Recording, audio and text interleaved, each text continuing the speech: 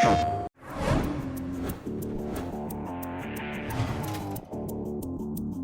many, the PlayStation brand has been about pushing the boundaries of play, but the name represents more than just its family of consoles. It represents a fundamental change in the way that we think of games. Whereas games were originally considered toys for children, PlayStation has always strived to prove that they can be much more.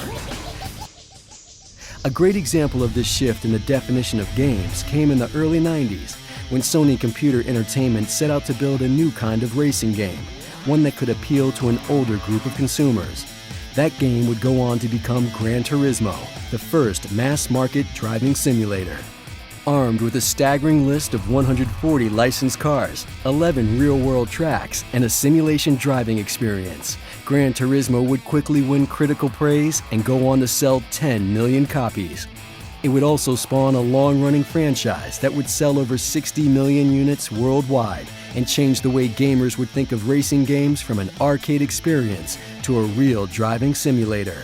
Gran Turismo highlights how PlayStation changed people's perceptions on racing games, but redefined the gaming experience in many other genres as well.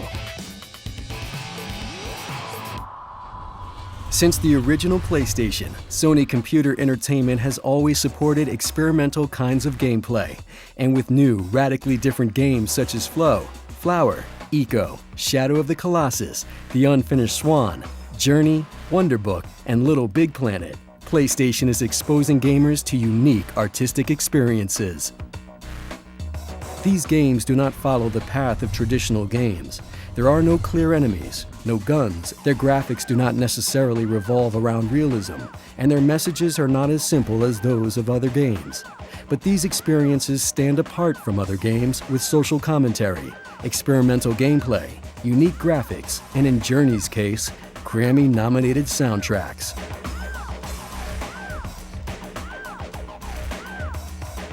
PlayStation, more than any other platform, is striving to change how we experience games and continues to push the boundaries of play.